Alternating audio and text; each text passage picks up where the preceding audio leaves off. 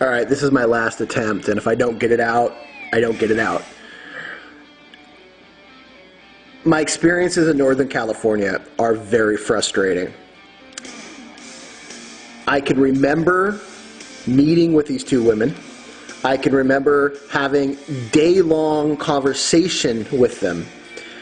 But each time I approach it from an intellectual level, something happens and I can't get my thoughts straight. It's like everything gets muddled, and I can guarantee you that was one of the reasons that girl was there, or one of the girls were there. She was very psychically influential, and now I'm really having to take this through a back door intellectually to get it out, and I think I'm going to be okay, because I just started babbling incoherently, and I couldn't, man, it was very weird. Major things that they talked about, and I think if I keep my emotions even, that helps, because my anger was really getting in the way of it. So I'm going to keep it really monotone and really low key. One of the major things they talked about, and the thing that really got to me as what's probably going to be very effective, is in their globalization, what they're going to do is remove traditions from all humanity. So each culture, of course, has a body and deep roots of ancestral traditions, and they want to cut you away from this. A lot of you don't even know what your forefathers and foremothers believed in, what they did, what their traditions were, or even what their holidays were. Christmas today is a trillion times different than Christmas even like 150 years ago. That's how much influence corporate America has over things like our holidays, you know, which are all pagan anyways. So, wow.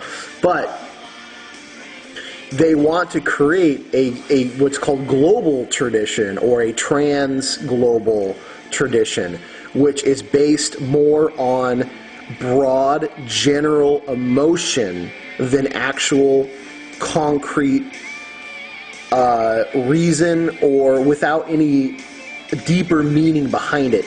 Like the Obama campaign had words like hope, like change, and those provoke emotions, and most people would tend to have a positive spin on those words, but it's not likely that everyone's going to have the exact idea onto what that is.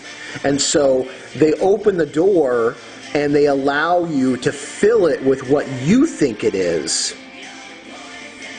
and everyone kind of goes along with it, but no one's really sitting down and discussing what that is.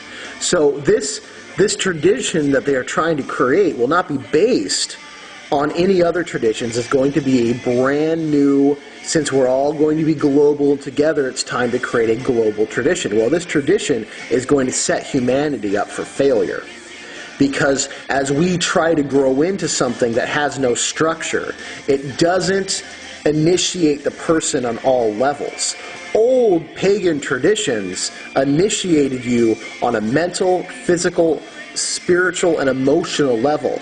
All these things were integrated into the core of their belief system.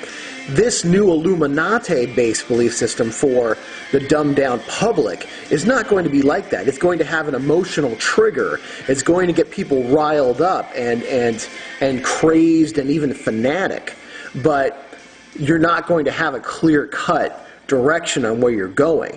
Humanity will stand on its tiptoes to be a part of this. It's going to feel as though we're transcending into something different, but you're not going to be told what that is. It's just going to be a feel-good. And as we go up on our tippy toes to try to embrace it, something that's not really even there, we're going to get our feet swept out from underneath us. This is one of the last things that they're going to do to fully destroy any hope humanity has in overthrowing them. Because once they have truly dumbed down even the base level of primal instinctual divinity that we have, there's something greater out there. and it's reduced it down to, you know, a bowl of oatmeal that's just kind of mushy and full of syrup and things that has no real substance, then we're done for. And it sounds funny. You might go, well, why is that such a big deal? It's a major deal because humans are wired to believe in a divinity. And we are born of that divinity. And it's a messy, dirty, sweaty, bloody, sexual, grubby, you know, laugh and roll around in the mud spirituality that we've been born out of. That's just what humans are. And here they're going to take you, they've already taken you out of that into this cleanliness is next to godliness, and we have to transcend physicality because physicality is evil. So we've already been warped into our bodies don't matter, you know, our physical senses are somehow tainted and evil, and it has to be of this new, pure, super clean, don't touch me, I won't touch you type of energy. Almost like a stare, like you were worshiping in a doctor's office or something.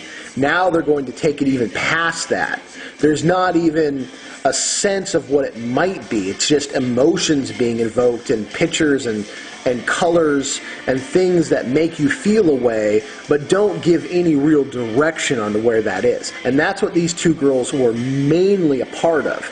Their branch of the Illuminati was creating a baseless, foundationless spirituality of transhumanism. Their other particular object is to create the idea of what transhumanism is. It's weird that you have a spirituality that's undefined, but now they want a movement that's highly defined. So now you have transhumanism, which they really want a physical human body crawling with nanotechnology, where you are merged with different electronic devices all running through a singular neural net. And now, like, honestly, like, we're talking kind of like the Borg in a lot of ways. The flesh isn't good enough. Now it has to be maintained with technology. And I guarantee you it's technology that they can hack into. And it's technology that's going to create sort of a dumbed-down hive mind. I was told by a spirit a while ago that the internet is the physical manifestation of the neuroastral network that we are all connected to. And that because we are so out of our physical senses, that we are so out of our minds, almost splitting into a spiritual schizophrenia, humanity just really has no clue left of what its origins were. And therefore, it's like we're sitting at this old-timey computer device that was built specifically and specialty for humans. But we've been so programmed and rewired and warped unnaturally forward that we just don't even know what to do with it. It looks outdated when in fact it's the best program, the best thing that we can possibly have. And it's collecting dust and sitting in a corner and probably has, you know, a jacket thrown over it, and here we are trying to ram cell phones up our ass, and we're forgetting what it even was to be human in the first place. This is what they wanted to do from the very beginning, when the reptilian came and said, let's create a slave race from these grubby little monkeys, and warp sped our evolution unnaturally. And now when they're going to come back,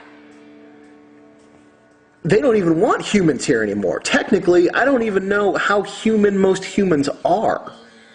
We've been a completely hijacked, co-opted race. And these two girls really laid it out for me that they want a world that is going to be a blissful experience as long as you belong to the state. So be ready to be held in a mental prison. In Haiti, there are no prison. Well, in early Hades, and even Africa, there weren't prisons. So when people did things that were rape, murder, that kind of thing, they would be administered what they call now a zombie powder. And it's a powder that is a powerful narcotic and just keeps them in a mental prison. They can't really act on their own free will, and they're highly suggestible. So there was a deep, and still is a great interest in this particular zombie powder, but that's what they want. They want an entire population of humans under a type of zombie powder. So they don't even have to build prisons. They don't have to build a FEMA camp. They just keep you drugged down, give you a little minute task for you to do, make you feel really good about it. They will match you in whatever capabilities you have left to a perfect mate, and you will just kind of go about your little muling existence, pop out a kid, which they'll take from you, raise in the way that they're doing it, and then pop them back out when they're of a certain age, and then live off the sweat of your happy, dumb little toil. That's what they want. That's exactly what they want. And they know that by introducing this baseless, purely emotional-based type spirituality, where you are a happy slave, that any human that starts to produce individual free-thinking thought will be crushed by the herd. And the masters won't have to come down and do a goddamn thing, because the cows got together and crushed the one that told them they shouldn't be cows. They want you to not only build your own mental, spiritual, energetic prison. By the time they're done with you, they want you to not only maintain it, but also keep up with protocol. So you will build it, clean it, maintain it, and live in it. And it's your own prison. And they just sit and watch and laugh. And they will use the super technologies that they have to go explore the stars. That's their plan. I know that once their true masters get back, all the Illuminati are going to be are the new fuck puppets and meat slabs for their true reptilian masters to actually munch on. These girls told me in no uncertain terms that these so-called ruling families have been under the direction of primarily interdimensional beings for the last 1,000 years, at least, and more knowingly so in the last 500.